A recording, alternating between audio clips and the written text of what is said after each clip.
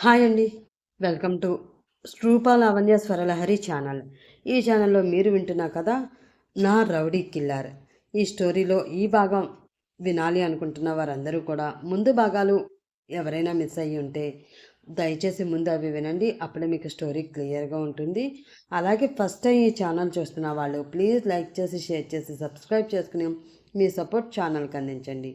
ఇంకా లేట్ చేయకుండా స్టోరీలోకి వెళదాం. అమ్ము కళ్ళు మూసుకుని తన మనసులో ఎవరు ఉన్నారో తెలుసుకోవడానికి ప్రయత్నిస్తూ ఉంటుంది. తన మైండ్లోకి గత కొన్ని రోజులుగా జరుగుతున్న విషయాలన్నీ కనిపిస్తూ ఉంటాయి. సడన్గా తన కళ్ళ ముందు శ్రీను కనిపించి అలాగే ఉండిపోతాడు. శ్రీను కళ్ళు చాలా దగ్గరగా కనిపిస్తూ ఉంటాయి. ఆ కళ్ళల్లో ఏదో చెప్పలేని ప్రేమ కనిపిస్తూ ఉంటుంది.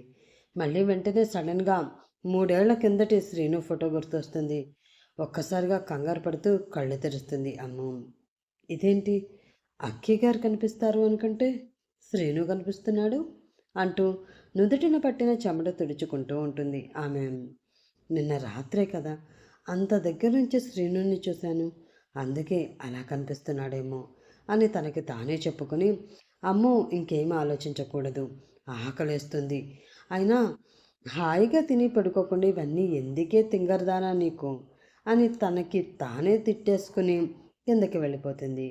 లక్ష్మమ్మ, నాకు ఆకలి వేస్తుంది, వడ్డించేస్తావా అని అడుగుతుంది అమ్మో. శ్రీనుబాబు ఇంకా రాలేదమ్మా, నువ్వు తినేసేయ్, అసలే ఒంట్లో కూడా బాగాలేదు అంటూ కూర్చోబెట్టి తనకు అన్నం వడ్డిస్తుంది లక్ష్మమ్మ. అమ్మో భోజనం చేసేసి వెళ్ళి రెస్ట్ తీసుకుంటుంది. సాయంత్రమైన శ్రీను రాడు. వాళ్ళ అమ్మగారికి ఎలా ఉందో అని ఆలోచిస్తూ అమ్మ కూడా అసలు అక్కి వస్తున్నాడా లేదా అని ఆలోచించడం మర్చిపోతుంది.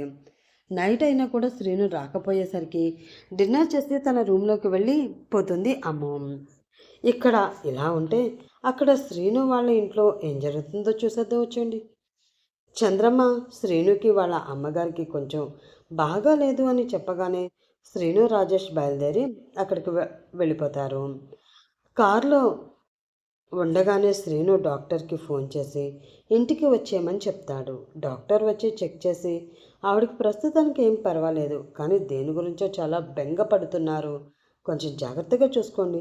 3 సంవత్సరాలైన ట్రీట్మెంట్లో ఎన్ని చేంజెస్ చేస్తున్నా కూడా వేటికి ఆవిడ బాడీ రెస్పాండ్ అవ్వడం లేదు. ఆవిడ మనసులో కూడా ప్రశాంతంగా ఉంటేనే తొందరగా తగ్గుతుంది. మీరు కొంచెం అటెన్షన్ చూపిస్తూ ఉండాలి. ట్యాబ్లెట్స్ మార్చాను, ఏమైనా అవసరమైతే కాల్ చేయండి అని చెప్పి డాక్టర్ వెళ్ళిపోతాడు. సుజాతకి స్పృహ ఉండదు. ఏమైంది చంద్రమ్మ, సడన్గా ఇప్పుడు హెల్త్ ఎందుకు పాడైంది, ఈ మధ్య బాగానే ఉంది కదా అని అడుగుతాడు శ్రీను. చంద్రమ్మ ఏమీ చెప్పకుండా సుజాత వైపు చూస్తూ ఉంటుంది. అడిగేది నిన్నే, ఏమైంది, అమ్మ దేని గురించి బెంగపడుతుంది, అలా అమ్మ నీతో చెప్పినప్పుడు నాకే వెంటనే చెప్పాలి కదా. డాక్టర్ ఏమన్నారో విన్నావా, ఇంకా ఎక్కువ రోజులు ఇలానే ఉంటే చాలా కష్టం అంటున్నారు, చెప్పు దేని గురించి అని అడుగుతాడు శ్రీను. చెప్తే మీరు మళ్ళీ కోపం పడతారు బాబు అని అంటుంది చంద్రమ్మ. ఇంకా శ్రీనుకి రాజేష్కి ఇద్దరికి అర్థమైపోతుంది సుజాత బాధపడుతున్నది శ్రీను పెళ్లి కోసం అని. ఇంకేం మాట్లాడకుండా అక్కడి నుంచి హాల్లోకి వచ్చి కూర్చుంటారు. ఇంకా ఎన్ని రోజులరా ఇలాగే ఉంటావు, అమ్మ ఎందుకు పెట్టుకుంటుందో నీకు కూడా తెలుసు కదా. 3 సంవత్సరాల నుంచి అలాగే బెడ్ పైన ఉంది. నా మాట విని పెళ్లి చేసుకో, ఖచ్చితంగా అమ్మ మళ్ళీ కోలుకుంటారు, మన మధ్య తిరుగుతారు. తనుని నాన్నని ఎలాగో పోగొట్టుకున్నాం, కనీసం అమ్మనైనా సరే జాగ్రత్తగా చూసుకోవాలి కదరా, నా మాట వినరా అంటాడు రాజేష్. అలాగే చేసుకుంటా, కానీ ఒక కండిషన్ అంటాడు శ్రీను. ఏంటి అంటాడు రాజేష్. మన ఇద్దరికి ఒకేసారి పెళ్లి జరగాలి, నీకు ఓకే అయితే చెప్పు, ఇప్పుడు ఇద్దరం పెళ్లి చేసుకుందాం అంటాడు శ్రీను. ఒక్కసారిగా లేచి నుంచుని సీరియస్గా చూస్తూ, నీకేమైనా పిచ్చా, నా గురించి అంతా తెలిసి కూడా మళ్ళీ పెళ్ళి అంటావేంటి, నా లైఫ్కి తనునే నా భార్య, ఎవరికి తెలిసినా తెలియకపోయినా ఈ విషయం నీకు బాగా తెలుసు కదా, మళ్ళీ నన్ను పెళ్ళి చేసుకోమంటావేంట్రా, నేను చెప్తున్నది నీ పెళ్ళి గురించి అని రాజేష్ అనగానే, తను లేదు, నువ్వు కూడా మరి కొత్త లైఫ్ స్టార్ట్ చేయాలి కదా, ఇలాగే ఉండిపోతావా అని శ్రీను అడుగుతాడు. నిజంగా నా మనసుకి మళ్ళీ ఎవరైనా నచ్చి దగ్గరైతే ఆమెలోనే తనుని చూసుకుని సంతోషంగా మళ్ళీ నా లైఫ్ స్టార్ట్ చేస్తారా, ప్రామిస్, కానీ నువ్వు అమూల్యని ప్రేమిస్తున్నావు కదా, నాకు ఆ విషయం తెలుసు. నువ్వు కూడా ఒప్పుకో. ఒకసారి అమూల్యతో మాట్లాడు. ప్రేమించేది ఒక్కరైనా సరే అది అవతల వాళ్ళకి చెప్తేనే వాళ్ళలో కూడా అలాంటి ఫీలింగ్స్ ఉన్నాయో లేదో తెలుస్తుంది. ఇప్పటి వరకు నేను మాట్లాడినప్పుడు ఎప్పుడు కూడా అమూల్య అక్షయ్ గురించి ఒక్కసారి కూడా తలుచుకోలేదు. ఫోన్ మాట్లాడమని ఇచ్చినా అసలు ఫోన్ చెయ్యాలా వద్దా అని కూడా చాలాసేపు ఆలోచించింది. అంటే తన మనసులో అక్షయ్ లేడు. నువ్వు చెప్పినట్లు బహుశా వాళ్ళ ఇంట్లో వాళ్ళు ఒప్పుకుంటే తను కూడా పెళ్ళికి ఒప్పుకుంది అని నాకు అనిపిస్తుంది. ప్లీజ్ రామ్, నా మాట విను. ఒక్కసారి మిస్ అయితే మనం కోరుకున్నా కూడా ప్రేమ మళ్ళీ మళ్ళీ మనకు దొరకదు. లేదంటే నువ్వు కూడా నాలానే అయిపోతావు. చెప్పవలసిన టైంలోనే చెప్పాలిరా. ఇంకా నీ ఇష్టం. నేను ఇంటికి బయలుదేరుతున్నాను. అమ్మని జాగ్రత్తగా చూసుకో. ఏమైనా అవసరమైతే ఫోన్ చేయి అని వెళ్ళిపోవడానికి బయలుదేరతాడు రాజేష్. దానితో తేజ, ఒక్క నిమిషం ఆగు అని శ్రీను అనగానే చాలా రోజుల తర్వాత శ్రీను నోటి నుంచి ఆ పిలుపు వినేసరికి తేజ అలియాస్ రాజేష్ చాలా హ్యాపీగా ఫీల్ అవుతుంటాడు. చెప్పరా ఏంటి అంటూ మళ్ళీ వెనక్కి వచ్చి అడుగుతాడు రాజేష్. అది కుల్ఫీ అక్కడ ఒక్కతే ఉంది. నేను కానీ నువ్వు కానీ అక్కడికి వెళ్తే బెటర్. ఈరోజు నేను అమ్మ దగ్గరే ఉంటాను. నువ్వు కొంచెం అక్కడ పడుకోవా ప్లీజ్ అని అంటాడు శ్రీను. శ్రీనుని అక్కడికి పంపిస్తే వాళ్ళ మధ్య దూరం కొంతైనా తగ్గుతుందని ఆలోచించి మళ్ళీ అంత దూరమా, మా ఇంటికైతే దగ్గర కాబట్టి ఓకే, కానీ అక్కడికి మాత్రం నేను వెళ్ళలేనురా. ప్లీజ్ కావాలంటే నేను ఇక్కడే ఉంటాను, నువ్వు అక్కడికి వెళ్ళు అంటాడు రాజేష్. శ్రీనుకి రాజేష్ తెలివి అర్థమవుతుంది. వెంటనే కాలర్ పట్టుకుని వెనక్కి లాగి సోఫాలో పడుకోబెట్టి మొహం పైన పంచిలిస్తూ ఉంటాడు శ్రీను. రే, ఇప్పుడు ఎందుకురా కొడుతున్నావు అంటూ రెండు చేతులు మొహానికి అడ్డు పెట్టుకుని దెబ్బలు ఫేస్కి తగలకుండా కాపాడుకుంటూ ఉంటాడు రాజేష్. ఏరా, నీకు తెలియదా ఇలాంటి పిచ్చి వేషాలు వేస్తే ముక్కు పగులుతుందని? నీ గురించి నాకు చెప్పకు, నోరు మూసుకుని అక్కడికి వెళ్ళు అని సీరియస్గా అంటాడు శ్రీను. రాజేష్ బలవంతంగా శ్రీను నుంచి విడిపించుకుని నించుని, చచ్చినా వెళ్ళను. నువ్వు బ్రతిమాలి ఉంటే వెళ్ళేవాడినేమో, ఇప్పుడు వెళ్ళను కాక వెళ్ళను. ఇంకా బలవంతం చేస్తే నా రూమ్కి పోతా అంటాడు రాజేష్. టైం రా టైం, చెప్తా నీ సంగతి, మీ ఆ కుల్ఫీ సంగతి అని చూపుడు వేలు చూపించి వార్నింగ్ ఇస్తూ గెస్ట్ హౌస్కి బయలుదేరతాడు శ్రీను. రాజేష్ నవ్వుతూ, దేవుడా వీళ్ళని తొందరగా కలిపేసే స్వామి, వీడిని నీ గుడికి తీసుకువచ్చి గుండిప్పించి అలిపిరి నుండి వాడిని నడిపిస్తా అని పాపం శ్రీను గురించి మొక్కుకుంటుంటాడు తనకి చెప్పకుండానే. ఇక్కడ అమ్మ వాళ్ళ ఇంట్లో అమ్మ అలేఖ్య అమ్మతో ఒకసారి మాట్లాడదాం, ఫోన్ చేయి అంటారు అమ్మ వాళ్ళ నాన్న రాజేష్ భోజనం చేస్తూ. అలా అనగానే అపర్ణ అలేఖ్య నీరజ్ ముగ్గురు మొహాలు చూసుకుని కంగారు పడుతూ ఉంటారు. నాన్న, ఇందాక అమ్మ ఫోన్ చేసింది, మీరు పడుకున్నారు, అందుకే లేపలేదు. తను బాగానే ఉంది నాన్న, నేను మళ్ళీ రేపు ఫోన్ చేసి మీతో మాట్లాడిస్తాను, ఇప్పుడు లేట్ అయింది కదా అంటుంది అలేఖ్య. అవునా, సరే అయితే అలాగే, రేపు మర్చిపోకుండా ఒకసారి మాట్లాడమని చెప్పమ్మా అని అంటారు రాజేష్ గారు. రేపు ఇంకా ఏ కారణం చెప్పాలా అని ఆలోచిస్తూ ఉంటుంది అలేఖ్య. శ్రీను పాపం ఇంకేం చేయలేక కాంప్రమైజ్ అయ్యి గెస్ట్ హౌస్కి వచ్చి భోజనం చేసి తన రూమ్లోకి వెళ్ళిపోతాడు. అమ్మో ఇంకా పడుకోలేదు. మధ్యాహ్నం అంతా పడుకునేసరికి రాత్రి నిద్ర పట్టక అటు ఇటు తిరుగుతూ ఉంటుంది. సరే బయటకు వచ్చి చూద్దాం అని చెప్పి డోర్ తీసేసరికి శ్రీను రూమ్లో నుండి ఏవేవో శబ్దాలు వినిపిస్తూ ఉంటాయి. శ్రీను వచ్చేసినట్లున్నాడు, ఆ సౌండ్స్ ఏంటి అని వెళ్ళి చూద్దామా అని అనుకుంటూ ఉంటుంది అమ్మ. ఏం పర్లేదులే, ఇప్పుడు నాకు అన్నీ తెలిసిపోయాయిగా, నన్నేం చేయడు. శ్రీను మంచివాడే, కాకపోతే కొంచెం తిక్క కోపం ఎక్కువ. ఒకసారి చూసి వద్దాం అని మెల్లిగా శ్రీను రూమ్ వైపు వెళుతుంది. శ్రీను రూమ్ డోర్కు పూర్తిగా క్లోజ్ చేయడం, అందుకే సౌండ్స్ బయటికి వినిపిస్తూ ఉంటుంది.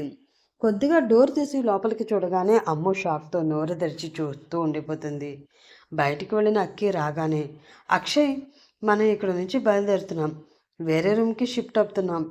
ఆల్రెడీ నువ్వు లగేజ్ ప్యాక్ చేసుకున్నావు కాబట్టి రేపు ఉదయం ఇక్కడ నుంచి మారిపోదాం అంటాడు సురేంద్ర. ఇప్పుడు ఎందుకు సడన్గా చేంజ్ అవ్వడం, ఇక్కడ బాగానే ఉంది కదా అని అడుగుతాడు అక్షయ్. నువ్వు నీకు కాబోయే వైఫ్తో మాట్లాడావు కదా, ఈ పాటికే ఆ శ్రీను మనం ఎక్కడున్నది ట్రాక్ చేసి తెలుసుకునే ఉంటాడు. మనం ఇక్కడ ఉండడం సేఫ్ కాదు. అర్జెంటుగా షిఫ్ట్ అవ్వాలి. నా మాట విను అని అన్నీ ప్యాక్ చేసుకో. ఆల్రెడీ అంకుల్కి ఆంటీకి ఇన్ఫామ్ చేశాను, వాళ్ళు కూడా ఓకే అన్నారు అని తన లగేజ్ ప్యాక్ చేసుకుంటూ ఉంటాడు సురేంద్ర. అక్షయ్ వెళ్ళి తన బ్యాగ్లో ఉన్న బట్టలన్నీ మళ్ళీ చెక్ చేసుకుంటూ ఉంటాడు. అతనికి తన పాస్పోర్ట్ ఎక్కడ ఉందో కనిపించదు. కంగారు పడుతూ ఆ బ్యాగ్లో ఉన్న బట్టలన్నీ మళ్ళీ వెనక్కి తీసి ఒక్కొక్కటిగా మడతలు విప్పి వెతుకుతూ ఉంటాడు. కనిపించకపోయేసరికి సురేంద్ర మీద అనుమానం వచ్చి, ఇంద్ర, నువ్వు నా పాస్పోర్ట్ ఏమైనా తీసావా? నిజం చెప్పు అని సీరియస్గా అడుగుతాడు. విషయం దాచినా వేస్ట్ అని, అవును తీశాను, కానీ ఇప్పుడు అది నా దగ్గర లేదు అంటాడు ఇంద్ర. అప్పటి వరకు ఎంతో ఆపుకున్న కోపాన్ని ఇంకా దాచలేక ఫాస్ట్గా వచ్చి సురేంద్ర కాలర్ గట్టిగా పట్టుకుని గట్టిగా ఊపుతూ, నీకేమైనా పిచ్చి పట్టిందేంట్రా? నా పాస్పోర్ట్ తీసి ఇలా చేయడం ఏంటి? అసలు నేను ఇదంతా చేస్తున్నది నీ కోసం. నువ్వే నాకు ఇలా చేస్తున్నావు. ఇప్పుడే ఇండియా వెళ్ళను అని చెప్పాను కదా, అయినా సరే నా మీద నమ్మకం లేదా? చెప్పు, నా పాస్పోర్ట్ ఎక్కడ పెట్టావు అని అడుగుతూ ఉంటాడు. అక్షయ్ చేతులను మెల్లిగా విడిపించుకుని వెనక్కి తిరిగి మళ్ళీ తన బట్టలన్నీ బ్యాగ్లో పెట్టుకుంటూ, అంకుల్ వచ్చారు కదా, అప్పుడు ఆయన తీసుకుని వెళ్ళిపోయారు. నాకేం తెలీదు, కావాలంటే ఫోన్ చేసి అడుగు అని పక్క రూమ్కి వెళ్ళిపోతాడు సురేంద్ర. అక్షయ్కి కోపం ఇంకా పెరిగి ఫాస్ట్గా వెళ్ళి వాళ్ళ నాన్నకి ఫోన్ చేసి, నానా, మీరంతా కలిసి ఏం చేస్తున్నారు? ఆ యంత్రాన్ని అనుకుంటే మీరు కూడా అలానే చేస్తున్నారు. నా పాస్పోర్ట్ మీరు తీసుకువెళ్ళిపోవడం ఏంటి? వెళ్ళను అన్నాక కూడా నమ్మరా? అసలు మనం ఎందుకు భయపడాలి? ఇదంతా కాదు, ఇంకా నా వల్ల కాదు. నేను ఇక ఇంద్రతో తేల్చుకుంటాను, మీరు ఫోన్ పెట్టేయండి అని వాళ్ళ నాన్న చెప్పేది కూడా వినకుండానే ఫోన్ పెట్టేస్తాడు. ఇంద్ర ఇంద్ర అని గట్టిగా అరుస్తాడు. వాళ్ళ నాన్న ఏం చెప్తాడో ఏంటో అని టెన్షన్ పడుతూ బయటకు వస్తాడు సురేంద్ర. సీరియస్గా అతని వైపు చూస్తూ, నేను నీతో మాట్లాడాలి, మధ్యలో ఎక్కడికైనా వెళ్ళావు అంటే నాలో మరో అక్షయ్ని చూస్తావు అని కోపంగా అంటాడు అక్షయ్. ఆ మాటలలో సీరియస్నెస్ చూసి ఎప్పుడు చూడని అక్షయ్ ఆల్రెడీ బయటికి వచ్చేసాడు. కొంప తీసి నిజంగానే తెలిసిపోయిందా అని భయపడుతూ ఉంటాడు సురేంద్ర. చెప్పరా అంటాడు వణుకుతున్న గొంతుతో. అసలు ఆ స్త్రీను ఎందుకని నీ వెంట పడుతున్నాడు? నిజం చెప్పు. ఆ రోజు నువ్వు చెప్పిన రీజన్కి అయితే మనమెందుకు భయపడాలి? నువ్వు నిజంగా తప్పు చేయకపోతే పారిపోవాల్సిన అవసరం లేదు. ఇప్పటికే మనం ఇలా దాక్కుని చాలా పెద్ద తప్పు చేశాము. దానివల్ల నేను, మా పేరెంట్స్, ఇప్పుడు అమూల్య కూడా ఇబ్బంది పడుతుంది. కనీసం అక్కడ తను ఉందో లేదో కూడా నాకు అర్థం కావడం లేదు. నిజం చెప్పు, నువ్వు ఏ తప్పు చేయలేదు కదా అని సూటిగా అతన్ని చూస్తూ అడుగుతాడు అక్షయ్. లే లేదురా, నేనేం చేయలేదు. ఆ శ్రీనునే మా మామగారి దగ్గర సుపారీ తీసుకుని నన్ను చంపడానికి ట్రై చేస్తున్నాడురా, నన్ను నమ్ము అంటూ ఇంకా చెప్తే దొరికిపోతానన్న అనుమానం వచ్చి హడావిడిగా తన రూమ్లోకి వెళ్ళిపోతాడు సురేంద్ర. అక్షయ్కి ఇంకా అనుమానం పెరిగిపోతుంది. ఖచ్చితంగా నాకు తెలియకుండా ఏదో జరుగుతుంది. ఇంద్ర నా దగ్గర ఏదో దాస్తున్నాడు, నేను ఎలాగైనా తెలుసుకోవాలి అనుకుంటూ ఇండియాలో ఉన్న తన ఫ్రెండ్కి ఫోన్ చేసి ఇంద్ర ఫ్యామిలీ గురించి మొత్తం తెలుసుకో అని చెప్తాడు. ఈలోపు ఎలాగో ప్లేస్ చేంజ్ అవుతున్నారు కాబట్టి తన పేరెంట్స్ దగ్గరికి వెళ్ళి మెల్లిగా ఇంద్ర గురించి చెప్పి తన పాస్పోర్ట్ తీసుకుని అమ్మ దగ్గరికి వెళ్ళిపోవాలని డిసైడ్ అవుతాడు అక్షయ్. ఇక్కడ అమ్ము కొద్దిగా డోర్ తీసి లోపలికి చూడగానే అమ్మ శ్రీనుని చూసి షాక్ అయి నోరు తెరుచుకుని చూస్తూ ఉండిపోతుంది. బెడ్కి కింద కూర్చుని దానికే జారబడి ఒక కాలు మడిచి కుడి కాలు స్ట్రైట్గా పెట్టి కాళ్ళ మధ్యలో బీర్ బాటిల్ పెట్టుకుని తాగుతూ ఆహాహా ఆహాహా అని బీర్ బాటిల్ ముందు పెట్టుకుని తాగుతూ మధ్య మధ్యలో గట్టిగా ఏడుస్తూ ఉంటాడు శ్రీను. అదేంటి సడన్గా అలా ఏడుస్తున్నాడు? ఒకవేళ వాళ్ళ అమ్మగారికి ఏమైనా అయ్యిందా అని కంగారు పడుతూ ఉంటుంది అమ్మో. లక్ష్మమ్మని తీసుకుని వస్తే మంచిదేమో అని చెప్పి వెంటనే కిందకి వెళ్ళి మెయిన్ డోర్ తీయడానికి ట్రై చేస్తూ ఉంటుంది. బయట వాచ్మెన్ వాళ్ళ ఆవిడ లక్ష్మమ్మ వేరే ఇంట్లో ఉంటారు. గెస్ట్ హౌస్ లోపల శ్రీను అమ్ము మాత్రమే ఉంటారు. డోర్స్కి లాక్స్ ఏవి ఉండవు. అంతా డిజిటల్గా లాక్ చేసి పాస్వర్డ్ సెట్ చేసి ఉంటుంది. బయట నుంచి లక్ష్మమ్మ లేదంటే లోపల నుంచి శ్రీను మాత్రమే ఓపెన్ చేయగలరు. అబ్బా, డోర్ ఓపెన్ అవ్వడం లేదు. ఆ అమెరికా తెలివంతా తెచ్చి ఇక్కడే వాడినట్లున్నాడు ఈ శ్రీను. ఇప్పుడు బయటికి వెళ్ళి లక్ష్మమ్మని తీసుకువచ్చేది ఎలాగా అని అన్ని విండోస్ ఓపెన్ చేయడానికి ట్రై చేస్తుంది. కానీ అన్నీ బుల్లెట్ ప్రూఫ్తో ఉండి కనీసం గాలి కూడా లోపలికి రానంతగా లాక్ చేసి ఉంటాయి. ఛా! ఏవీ రావట్లేదు. అక్కడ శ్రీను ఎందుకు ఏడుస్తున్నాడో ఏంటో అని పరుగున పరుగున మళ్ళీ శ్రీను దగ్గరికి వెళుతుంది. శ్రీను ఇంకా ఏడుస్తూనే మధ్య మధ్యలో ముక్కు కూడా చీదుకుంటూ బీర్ బాటిల్ ఎత్తి దించకుండా తాగుతూ ఉంటాడు. వాళ్ళ అమ్మగారికి ఏమైందో అని కంగారు పడుతూ లోపలికి వెళ్ళి డోర్ దగ్గరే ఆగిపోతుంది. అసలే కిల్లర్. పైగా ఇప్పుడు తాగుతూ కూర్చున్నాడు. లక్ష్మమ్మ కూడా తోడులేదు. స్పృహలో ఉంటేనే ఏవేవో చెప్పి భయపెట్టేస్తున్నాడు. అలాంటిది ఇప్పుడు ఆ మైకంలో ఏమీ చేయడు కదా అని ఆలోచిస్తూనే, ఒకవేళ వాళ్ళ అమ్మగారికి ఏమీ కాలేదు కదా, ఏమైతే అదే అయ్యిందిలే అని కొంచెం ధైర్యం చేసి లోపలికి వెళ్ళి, శ్రీను ఏమైంది, ఎందుకు ఏడుస్తున్నావు అంటూ కొంచెం గట్టిగా బెదురుగా అడుగుతుంది ఆమె. అసలే టెన్షన్లో అంతలా గట్టిగా తన వాయిస్ ఎలా వచ్చిందో తనకే తెలియాలి. ఎప్పుడు శ్రీనుని చూసినా వాయిస్ గట్టిగా రాదు. చాలా కోపంలో ఉంటేనే గట్టిగా మాట్లాడుతుంది అమ్ము. అమ్ము వాయిస్ విని తన వైపు చూసి, ఏయ్ కుల్ఫీ, నువ్వెందుకు వచ్చావు, వెళ్ళిపో, ఎక్కడి నుంచి వెళ్ళిపో అంటూ అరుస్తాడు అతను. కానీ ఆ అరుపులో కోపం ఉండదు. అప్పటికి 2 బాటిల్స్ ఖాళీ అయిపోతాయి. 3వ బాటిల్ తాగుతూ ఉంటాడు. మత్తుగానే ఉంటుంది, కానీ ఇంకా కొంచెం తెలివిగానే ఉంటాడు. అది కాదు, ముందెందుకు ఏడుస్తున్నావో అది చెప్పు శ్రీను. మీ అమ్మగారికి ఇప్పుడు ఎలా ఉంది, బాగా లేదని వెళ్ళావు కదా, ఆవిడ బాగానే ఉన్నారు కదా అంటూ తన పక్కనే కూర్చుని శ్రీను భుజం మీద చెయ్యి వేసి ఊపుతూ అడుగుతూ ఉంటుంది అమ్ము. అప్పటికే కొంచెం మత్తులోకి వెళ్ళిపోయిన శ్రీను ఇంకా కొంచెం పెద్దగానే ఏడుస్తూ ఉంటాడు. అంత దగ్గరగా ఉండి మళ్ళీ గట్టిగా ఏడ్చేసరికి అమ్ముకి కొంచెం భయం వేసి, దేవుడా, మళ్ళీ ఎందుకు ఏడుస్తున్నాడు వీడు అని అతని భుజం పట్టుకుని ఊపి, అయ్యో శ్రీను, ఎందుకు ఏడుస్తున్నావు, ముందు చెప్పు, మీ అమ్మగారికి ఎలా ఉంది అని కొంచెం టెన్షన్గా అడుగుతుంది ఆమె. కుల్ఫీ అంటూ ఒక్కసారిగా తన భుజం మీద తల పెట్టి ఇంకా గట్టిగా ఏడుస్తూ ఉంటాడు శ్రీను. అమ్ము వెనక్కి వెళ్ళలేక, అతనికి దూరం జరగలేక ఫ్రీజ్ అయిపోయి అలా ఉండిపోతుంది. నెక్స్ట్ పాటలో ఏం జరుగుతుంది, అసలే శ్రీను తాగు ఉన్నాడు. ఈ మత్తులో అమ్మను ఏమైనా చేస్తాడా, అసలు ఏం జరుగుతుంది నెక్స్ట్ పార్ట్లో, అసలైన శ్రీను కూడా బయటికి రాబోతున్నాడు. డోంట్ మిస్, అస్సలు మిస్ అవ్వకుండా చూడండి.